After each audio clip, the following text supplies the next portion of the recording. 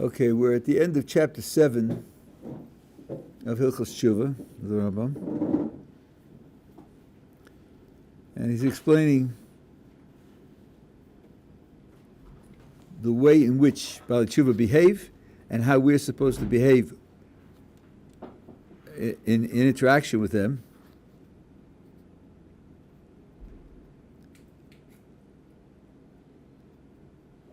So he starts off by saying, the way of Baalei Teshuvah is to be very of low spirit. We said yesterday that means like I'm really nothing. And humble. We talked about the difference between those two yesterday. And that would mean that if someone degrades them, treats them with disrespect, foolish people, idiots, and they do so by mentioning the actions they used to perform, and they say to them, who are you to put on a black hat? Last night, you used to do this, you ate pork ends, and you went had campfires on Shabbos and everything else. And now you're pretending to be so holy. There are people like that. The Baalei Teshuvah, will not respond. They don't feel it. They don't feel the insult. But rather, they listen and they're happy. And they know that there's a great merit for them. Because if this person succeeds in making them embarrassed over what they did in the past, that adds to their merit in great measure and their great level of accomplishment. Now you have to understand, when the Rambam, we have to be very careful here, because when the Rambam talks about Baalei Teshuvah, he's not talking about what we have as a modern phenomenon. He's not talking about people who came from non-religious backgrounds and who discovered Judaism when they were 26 and then decided to start keeping mitzvos. The Baalei Teshuvah he's talking about people who knew very well what they were doing was wrong. They knew that. And they chose to do it. And they chose to do it with free will, and therefore they're guilty for doing it. Because if you'll talk to someone who comes from a non-religious background, these words just brand the speaker as insane. We have no responsibility for those actions. You're not held responsible for something that you couldn't have known better, couldn't have known what you were supposed to do. These people are people who knew what they were doing, and they did it wrong, and then they recovered themselves. But then they have to do teshuvah. And one element of teshuvah is regretting what you did. Well, if you suffer public embarrassment for what you did, you'll regret it. You will definitely say to yourself 1,000 times, I wish I hadn't done this. I wish I didn't have this terrible thing around my neck. And that embarrassment will itself add merit to the teshuvah that they're doing. So they think, this is a wonderful opportunity for me. I knew someone, I heard about him. He's a very interesting guy, not like everybody else. He has pretty open miracles happen to him regularly. That's where he lives. And he felt at a certain period bad about himself, and he thought, I'm getting away with murder. I mean, he's Israeli, he wouldn't say it this way. I'm getting away with murder, I made this mistake and that mistake, and I really don't deserve people's respect, and, seems to me that it would be appropriate for something terrible to happen to me, to be a terrible embarrassment. A few hours later, he was walking in a narrow alleyway in Mea Shearim, and someone threw open garbage from a porch down onto the street and landed on him. He said, wow, I just thought 2 hours ago that I need something like this. And of course, well, who gave it to me? He gave it to me. That's a level that person can reach, where this Baalei Teshuvah thinks, I did that terrible thing. I knew it was wrong. I'm guilty. Because Baruch is giving me an opportunity to rid myself of the guilt. And this is part of the process of cleansing myself. I'm very happy for it. You ever say something? Yeah. So you said that at one one aspect was knowing what they did was wrong. So let's say if you have a Baal Teshuvah, let's say who just started out and they learn all these laws of Shabbos and they see the sources for them, but no, it's only been, let's say, like 3 weeks since they found out. They technically know if I'm not keeping Shabbos, I'm doing something wrong, but it's very new to them. So would they still be held? Would that be comparable? Okay, so you're right to ask. We have answered this by implication in the past. You're asking, let's take a new Baal Teshuvah who doesn't know anything. He's learning. Now, if he's fortunate enough to be at a good yeshiva, he's going to learn lots and lots of stuff real fast.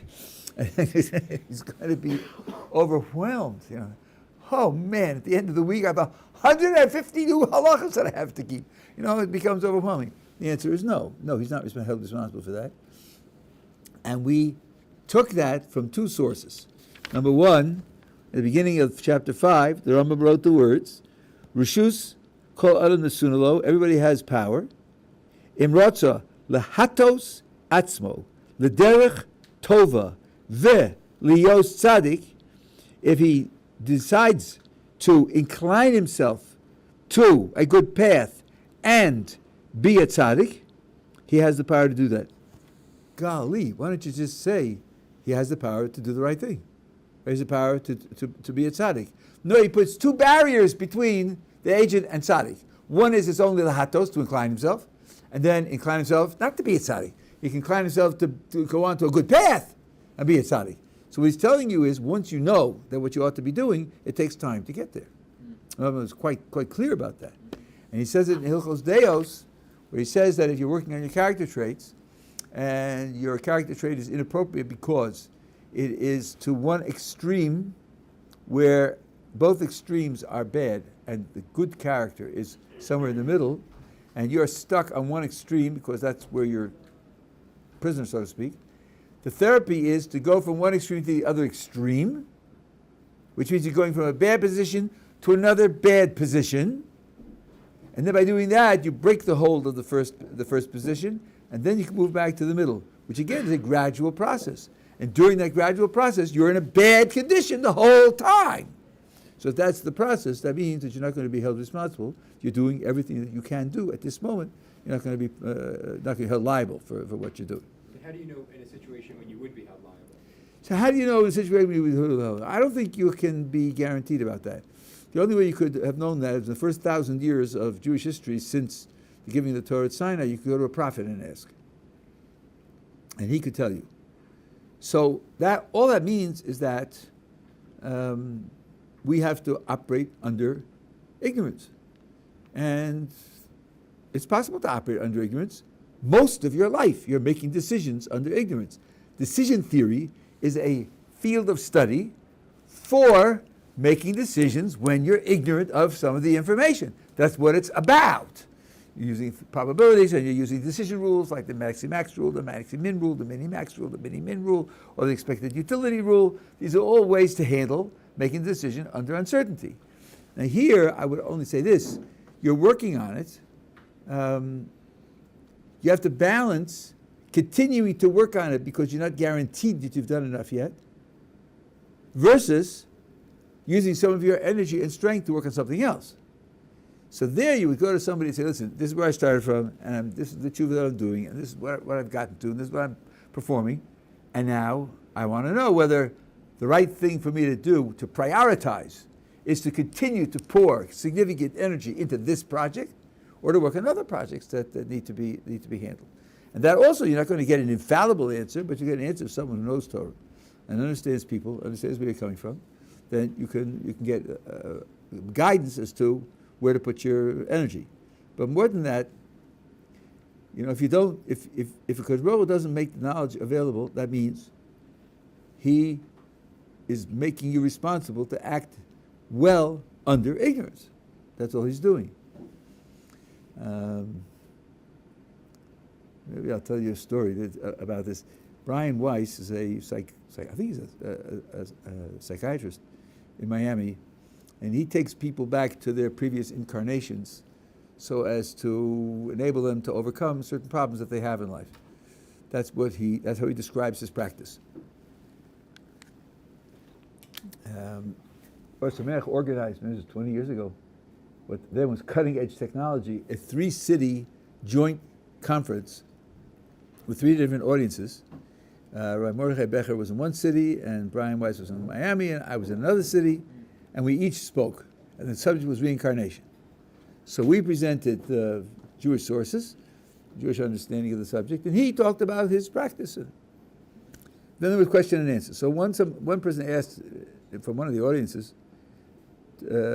Dr. Weiss, since you take people back to their previous incarnations and thereby you're able to cure them of psychological symptoms which are crippling them now, do you think it would be beneficial, important, appropriate for everyone to come to you and be taken back to their previous incarnations so as to be able to deal with life better? Wow. When we heard that question, Rabbi Becher and I held our breaths because what an opportunity. Yes, everybody has to come to me. No one can live a life without coming to me. And they're batting down, they're lining up in front of his door and so on and so on. It's a terrific opportunity. To his great credit, Dr. Weiss said no. Because in ordinary circumstances, HaKadosh Baruch Hu will arrange for you to know what you need to know in order to be able to serve Him. He'll arrange for that. I deal with people whose lives are crippled, are not able to deal with life. And I try to recover functionality for them by taking them back to their previous incarnations. But for normal people, there's no reason to think that they have to come to me and learn about their previous incarnations. I think that was a beautiful thing to say. And it's 100% correct. I should say for the record, I'm not signing on that he really does take people back to their previous incarnations. I have my doubts. I'm not doctrinaire about it one way or the other, but I don't want to be quoted as if I'm certifying that that's what he's really doing. I have my doubts. But I think that's the important thing, because Baruch Hu will arrange for you to have as much information as you need. It would be a violation, it would be a denial of divine providence to say, well, to keep the Torah requires this and this knowledge, and I'm in a situation where this and this knowledge isn't available, so therefore obviously I can't keep the Torah. That would mean to say that God's not running the world, and you're just caught in an impossible trap, so let's have cheeseburgers. Bacon. Yeah, bacon cheeseburgers. Thank you very much. I accept the correction. Okay, so that's the idea of the Baal Teshuvah. When somebody says to him, "You did terrible things," and it's a terrible sin to remind Baal Teshuvah, to say to Baal Teshuvah, "Remember your earlier actions," or to mention them in front of him, in order to embarrass him. Rambam is very careful here. Not that he isn't careful in other places. In other words, there can be reasons for using your background. I talk about my background before I became a Baal Teshuvah. And when I do that, if somebody else quotes me as having said it, on my website I have a whole history of my development. So it's not always wrong to reveal to someone the past of a Baal Teshuvah. It's not always wrong. But to do it in order to embarrass him is a terrible crime.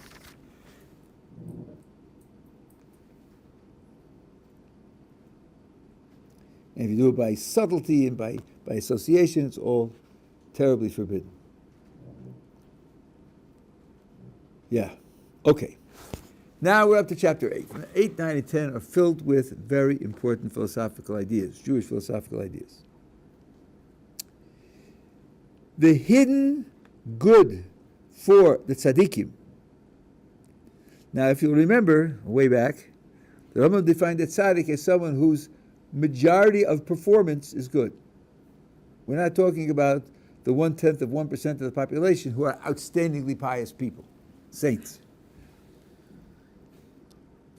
The hidden good for the tzaddikim is life in the world to come. And that is life that there is no death, and it is good that there is no evil with it. This is what the verse means when it says, in order that it should be good for you, and you should have length of days. The oral tradition teaches us to do good for you in a world that is wholly good. This means absolute good in a world that has inescapable elements of evil in it. There's no such thing as total good. It's on balance good. It's worth it, but it's not totally good. So when it says it's not talking about a compromised good. It's talking about a perfect good. That's only in the world to come. And length of days where it's really long. Long is a comparative term. That's the world to come.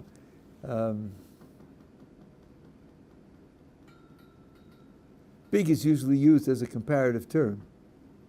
A big mouse is much smaller than a big elephant. That means it's categorical. And also, a big mouse is just bigger than other mice. It's not an absolute term. But eternity is big in another sense. Eternal life. Eternity is bigger than any finite size. And that could be called an absolute sense of big. Even though it's defined in terms of a comparative, bigger than, but being bigger than any finite size means that you're in another realm of size. And that's what the eternal life of the world to come is. So that's when he says, "V'harachta yamim," you have length of days. It means absolute length in this sense, not just 60 years as opposed to 40 years. Now, he calls this the hidden good because in this world, it's not in this world. And also that living in this world is very difficult for us to appreciate what it means. He's going to talk about it to a certain extent in a moment. But I think we should have in mind, this is the good, that's the hidden good for the tzaddikim. No other goods? Also? Part-time? A little bit? In addition? Life, health, happiness, productivity, inspiration. Are we to understand this is the only good? So this is going to be a big issue in this chapter and the next chapter, where he talks about it explicitly, and he talks about it in the guide also, though people often don't pick it up there. Okay. Now he says like this. The reward for the tzaddikim is that they should merit the peacefulness and pleasure. This peacefulness and pleasure. They will be in this goodness. And the punishment of the wicked is that they don't merit the life in the world to come. They are cut off and die.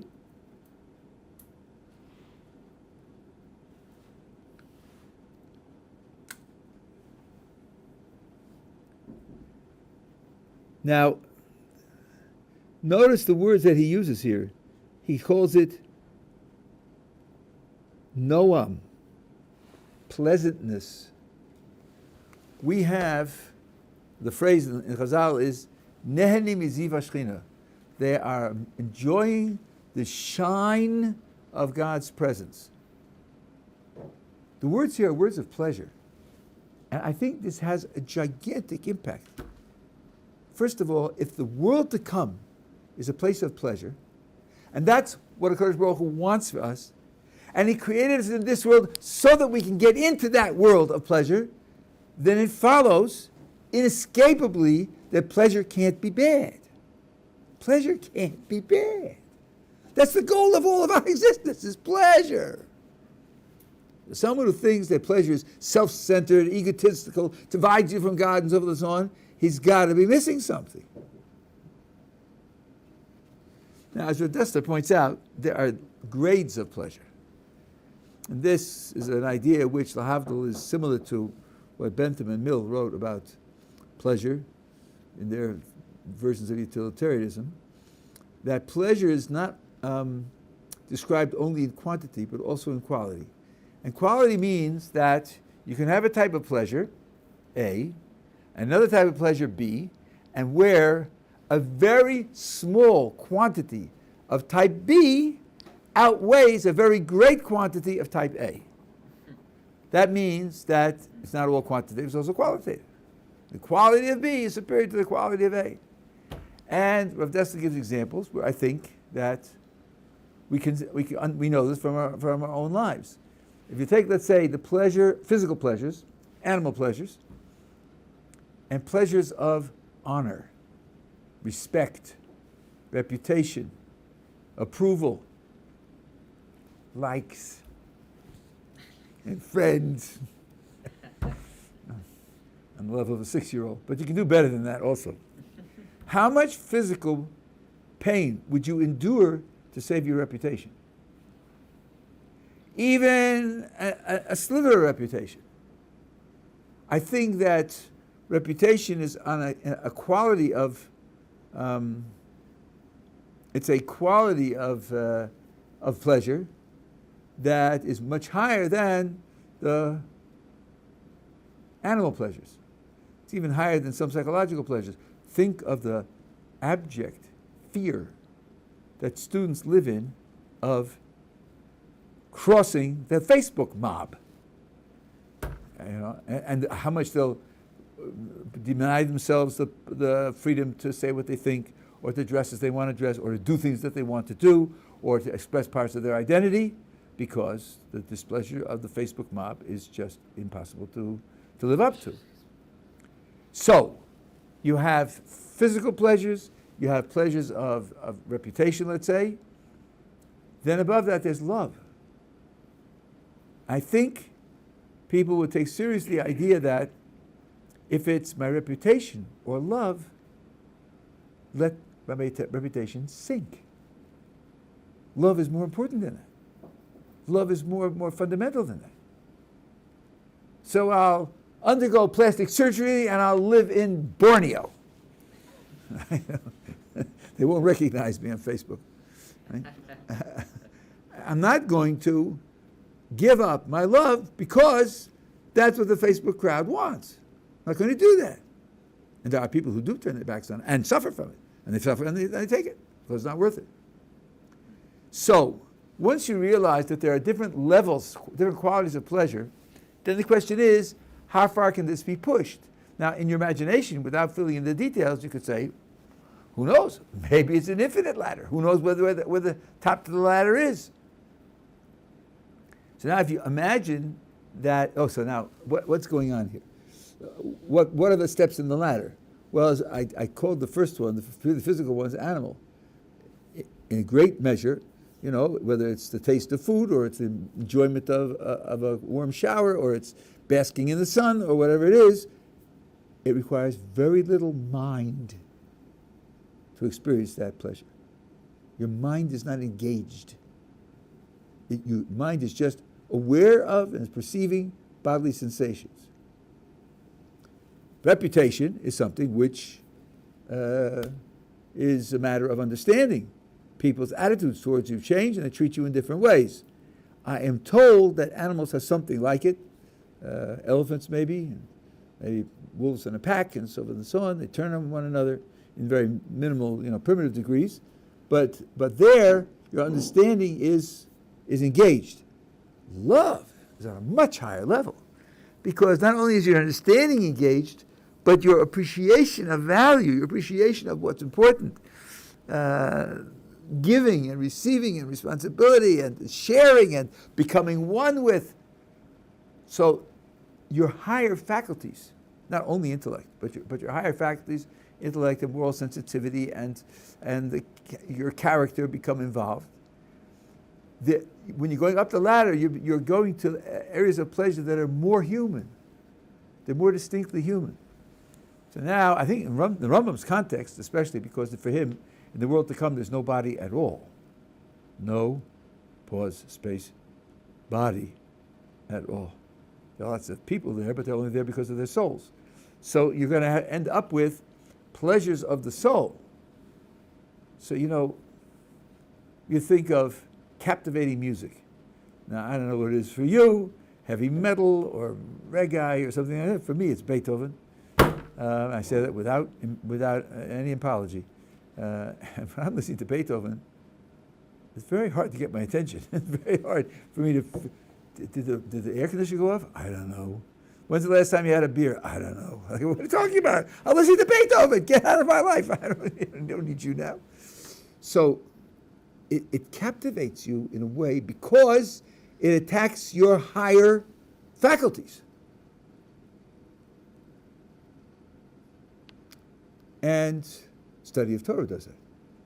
When you understand what you're studying, when you appreciate what you're studying, get this a fluency where you can feel like at home with what you're studying, it can captivate you entirely. So we're talking about something that stimulates and inspires the highest faculties that you have.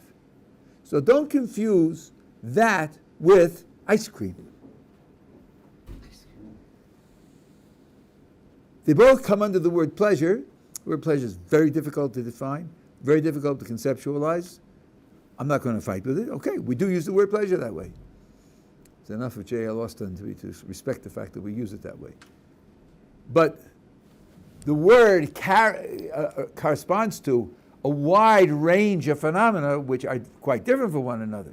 So you talk about pleasure in the world to come, if you're thinking on par with ice cream, then you're taking an experience which could be very sophisticated and could activate all of your highest human capacities and reducing it to the level of a dog.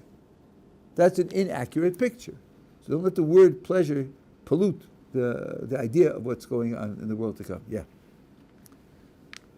So, I mean, perhaps certain times when a person is performing, let's say, thinking he's reaching the level of pleasure in the lowest level, animal pleasure, that actually affects very often. Affects what? It affects to actually be able to get to a higher pleasure. Like it really can interfere and not allow you to reach to a higher, like 100%. Okay, let's just say. Pleasure, but it's a pleasure that interferes with higher pleasures. 100%. 100%. One thing that pleasure has, this is overrated, but what they say is that something that gives you pleasure will create in you a desire to have it. I don't think that's always true. I think it's one of the many very superficial things that are said in psychology, but it's true a lot of the time. Now, as he just pointed out, if I have these various levels of pleasure and I have desires for items on each level, if I overemphasize and I am under the control of desires for the lowest level of pleasure, that will get in the way of having higher pleasures. No question about it. No question about it. That's why you have to do two things. First of all, you have to free yourself from the grip of the desire for lower pleasures. Mm-hmm. That doesn't mean you eliminate the desires. It means you free yourself from their grip. You're not under their control. You can decide when and under what circumstances to satisfy. That's the first step. And the second step is to integrate lower pleasures into experiences which are guided by higher pleasures. Mm-hmm. Mm-hmm. So, for example, if you enjoy food and you're eating a meal that's a mitzvah, like on Shabbos or a holiday, or when you're celebrating some mitzvah, so then the enjoyment of the food itself becomes part of the higher pleasure. So that's two ways to deal with the lower pleasure. But if you are simply mired in the lower pleasures, and if you're a prisoner of an ideology that tells you that really you're just an animal, you're an SSS, a slightly smarter squirrel. Do I have to name the ideology for you? You can look it up in Google. Then you hypnotize yourself into thinking, well, I'm just an animal, you know, and the animal pleasures are the real pleasures. All the rest of it is fluff. It's not grounded in any reality, and to give up, and then you've given up your humanity. All of that is just nonsense. It's nonsense. So I don't think we should be put off by the idea of pleasure. And this should cause people to think more carefully about pleasure in this world. If pleasure by its very nature isn't the enemy, so then, I have a whole share on this, and it's recorded somewhere, or somewheres, in several places, where it can be used in positive ways. That's one thing to take into account, that the world to come is a place of pleasure. And the great punishment for the wicked is that they don't get there. Which means, according to the Rambam, their souls just disappear. Now, this is a very controversial idea. Nachmanides disagrees strictly with this and says no soul can disappear. That means to say, because Baruch Hu runs the world in such a way that all souls survive. And if you talk about being cut off and ground into powder, he discusses that. This is in Shar Hakbul. He talks about it in detail. So there's a fundamental disagreement here. Ramchal, Moshe Chaim Luzzatto, in one book he says that souls can disappear. In another book he says they can't disappear. I've asked Ramchal scholars about this. Is there some hidden reconciliation that I'm not aware of? Or did he change his mind? And which book is later? I didn't get any clarity. But so I think what the best thing to say is there are these two views. And we're talking here about the Rambam's view. Yeah. I mean, just this very hard idea, but if there is the idea of an eternal pleasure, right, which are somehow the pleasures of Olam Haba, somehow could be the idea of eternal pain for those souls that just cannot be reconciliated or cannot, like, is there... Are you asking about this? I'm asking if there is like related with the Ramchal's approach. So there is an idea like that. There are sources that hold that way. I would say they're in a considerable minority, but there are sources that hold that way. And now I want to share with you, we have time for both, I think, share with you two reflections on what the Rambam has said, which I think are important. Number one, let's take a look at that point of view, even as minority, and minorities doesn't hold that way, because the punishment for the wicked is that they cease to exist. So there's no eternal pain. There's no eternity for them, period. They're out, gone, disappeared.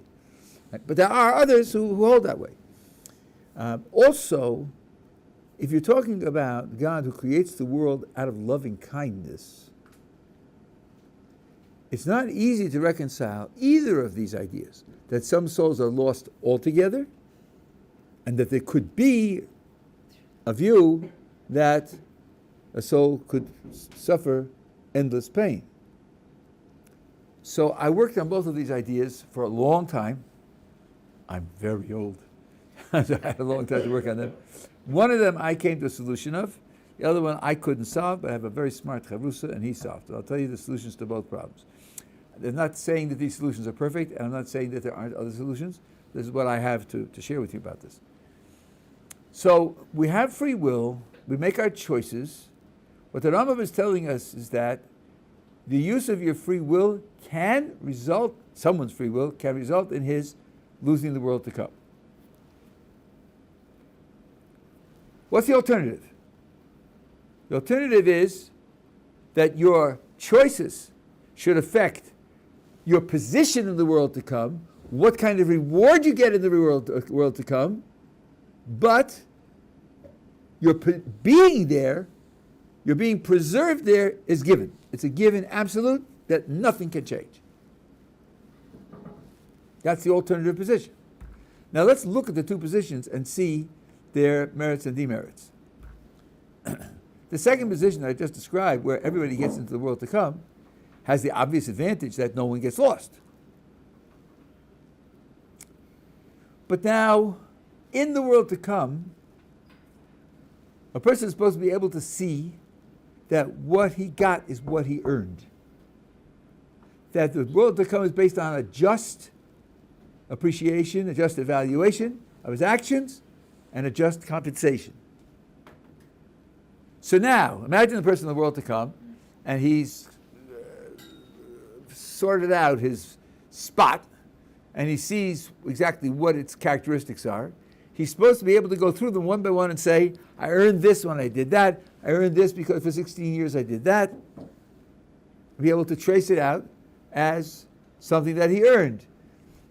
Partly because many Sfarim say that you get something that's a free gift, it's degrading. It's something which you feel embarrassed about. It's something which you're not being treated as a responsible agent and a creative person. So it comes with a blemish, it comes with a pang. So now, according to this second position, where everybody's guaranteed a place in the world to come, when he's looking at his position, there's one feature. Hey, what about the fact that you're there rather than not? What about that fact? What did you do to earn that? And the answer is nothing, because it was guaranteed, because everybody gets it. So then there'll be something about his position in the world to come, which he didn't earn, which is there guaranteed, no matter what, which is free, which will have this demerit of being a free gift that you didn't earn. So that's the downside of this position. By guaranteeing that everybody will make it, you've deprived everybody of a particular feature of earning what they have in the world to come. Everybody loses that.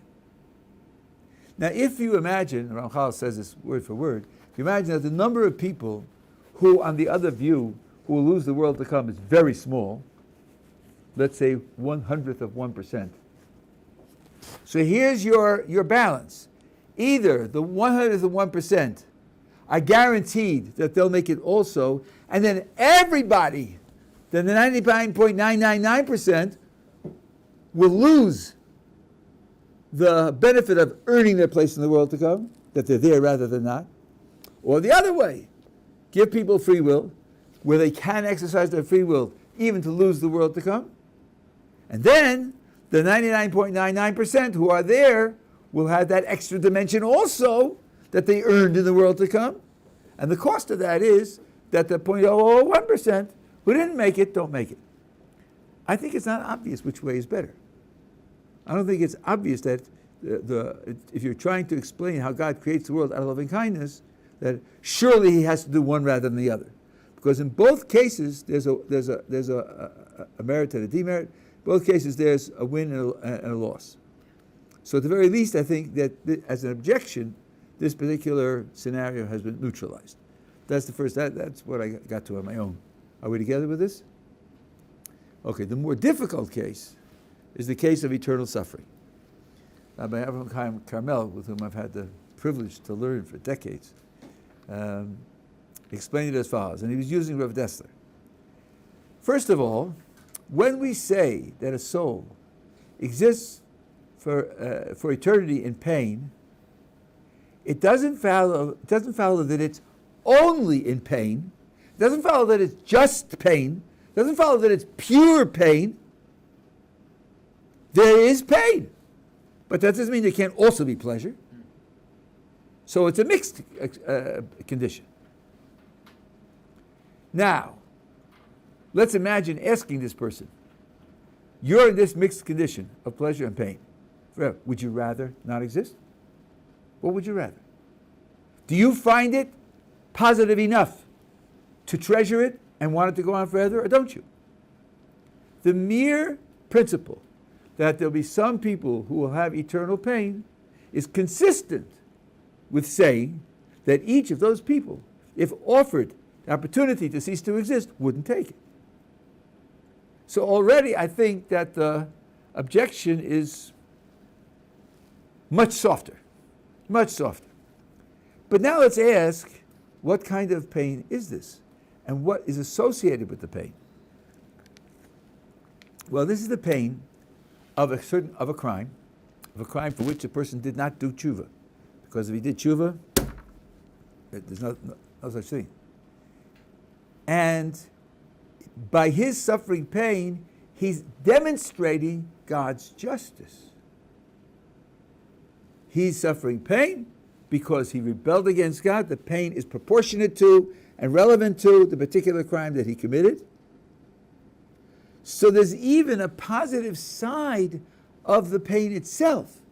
He becomes a demonstration of God's justice. Now, the person who goes into the world to come is not taking with him his complaints and his rebellions and his critical philosophy and all the rest of that. He's in God's presence. So the fact that he is a demonstration of God's justice is something that he will have satisfaction from. He'll have satisfaction from the pain. Doesn't mean he's not in pain, but he'll have some satisfaction from the pain. So if you take this person where in his overall experience, number one, the overall experience is positive enough that he wants it to continue. And number two, even the pain is something which he identifies with because he knows that it's a demonstration of God's justice. At this point, to reconcile that with loving kindness, I don't think it's so difficult. I think when we hear the problem, we think of, I'm just going to stick with needles because I like sticking people with needles. I like to hear you yell, bang! Forever! Bang! If that's what you're thinking of, that's very hard to reconcile with loving kindness, but it doesn't have to be that way. So I think that we can answer both of those questions. I think that's worth knowing. I didn't see either of these in any books, any place. The first one, as I said, I thought of. The second one is based on some things that Rav Desta wrote, but I don't know if he applied it specifically to this problem. And if you get other answers, please email me and let me know, because these are two good questions, two good, difficult questions, and they're important to have some perspective on. Okay, we have 5 minutes. Let's go a little further.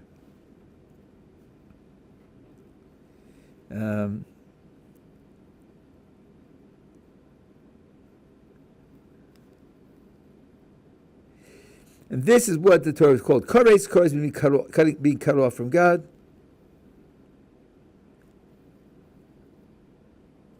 He brings the verses and the statement of the Talmud explaining the verses. That soul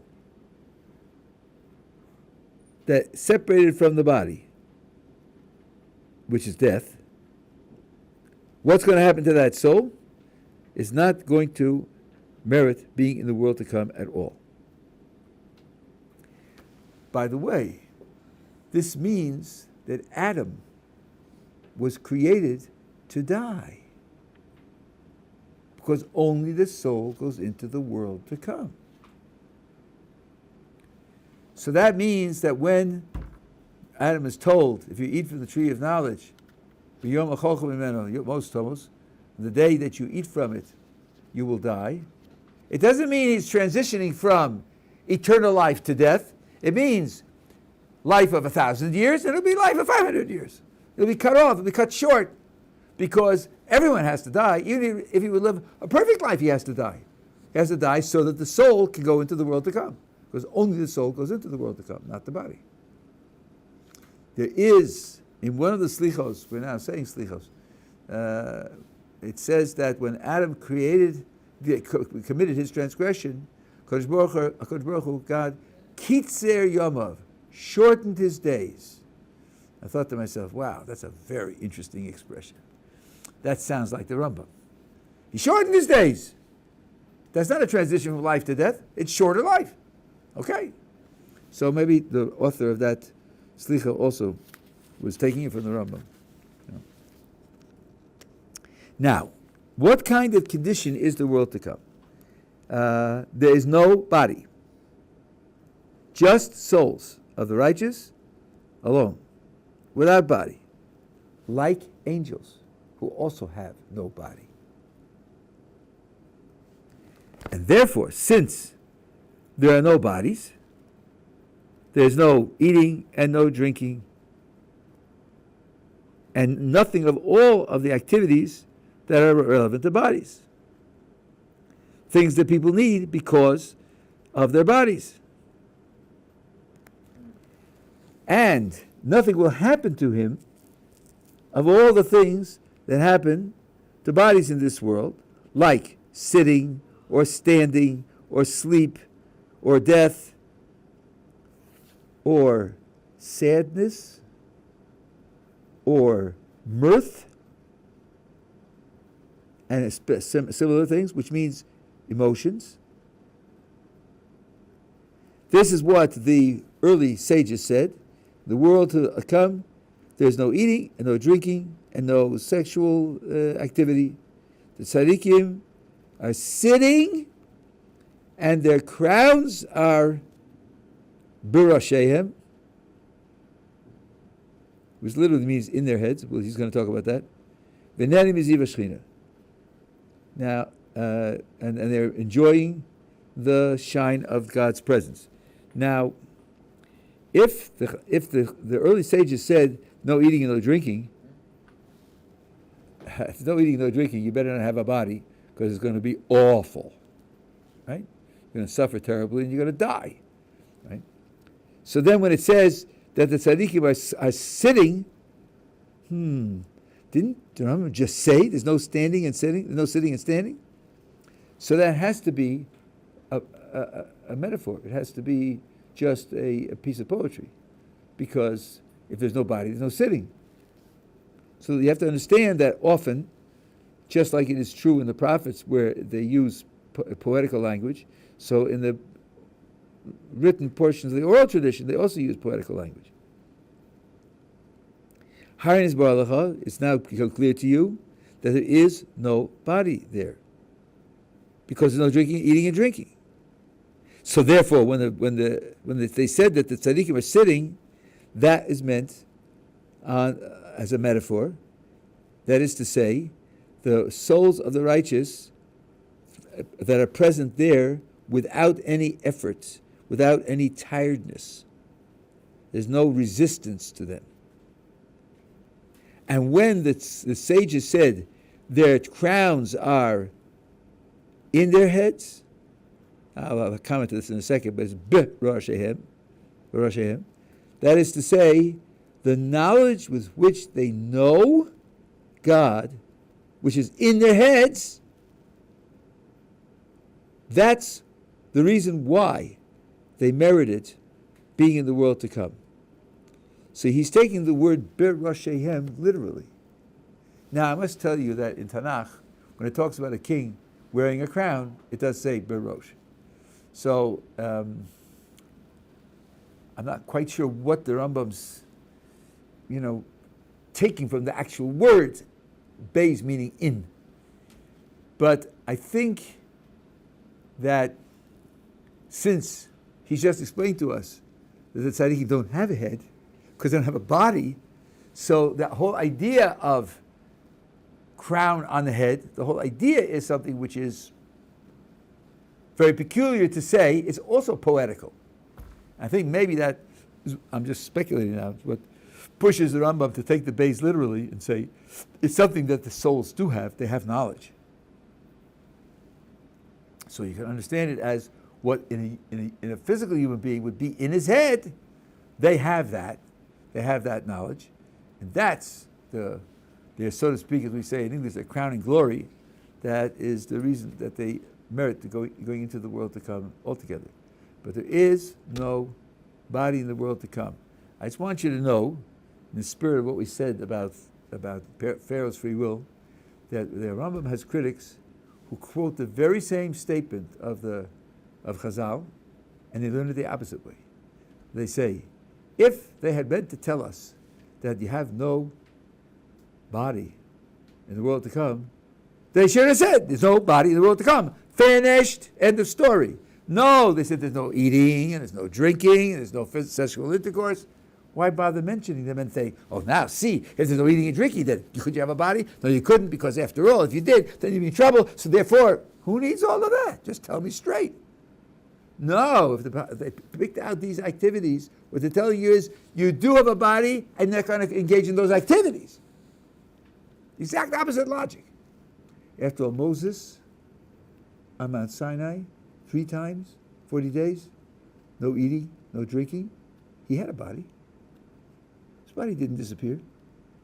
He was in a condition where he could exist in a body without eating and drinking. So when Chazal say no eating and no drinking, that doesn't force you to draw the Rambam's conclusion. The Rambam's drawing his conclusion because of other things that he knows, other verses and so on and so on. Just pointing out that the citation of that statement in Chazal doesn't force you to his conclusion that the people in the world to come don't have bodies. Yeah. I mean, I'm thinking in the moment in which the people heard, they used to hear the voice of Hashem in a certain moment in Sinai, right? They heard it. Yeah. Everyone heard it. And is that, I mean, perhaps is it such a pleasure that they said better not to have it, or is it a pleasure from Olam Haba that they said like? There's no question that I hinted at that when I said that when you think about the idea of pleasure, that should contribute to your understanding of what goes on in this world. There are pleasures in this world which are pleasures of spirituality. Those pleasures are felt essentially by the soul, and they are wonderful in this world. That's why there are things that are pleasurable in this world, and there are many of them, and there are statements in Chazal and Rishonim which are really astonishing in this regard. I'll just tell you one briefly, and then I've got to quit. We make a bracha, Bori Nefashos, after eating something that doesn't require a special bracha. There's a Teshuvah, the Ketz of Mevorchim, which explains the words in the bracha like this. Bori Nefashos Rabbi Zechesunan, God creates many souls and what they need. What do they need? Bread and water. That's what you need to live. Bread and water. Al kol ma'ashevarosa lachiyos b'nefesh chai, and all the other things that you created to give life to all things that are alive, says Tosfos, that's everything else which were created letanug ba'alma, just for pleasure. Meat and fish and cheese and vegetables and fruits and all of them. So he says, kekon tapuchim, like apples, Tosfos says. They're created just for pleasure. Man, oh man, Shevetz, the Kadosh Baruch Hu put a lot of resources into creating a whole world of foods and drinks just for pleasure. Pleasure can't be bad. But you see, if you have that pleasure and you think, where did it come from? Kadosh Baruch Hu gave it to me. And you sincerely thank Kadosh Baruch Hu for it, that pleasure has created a spiritual response in you. That's very valuable. So that's one of the, there are many other sources also, but that's an example. Okay. Go ahead.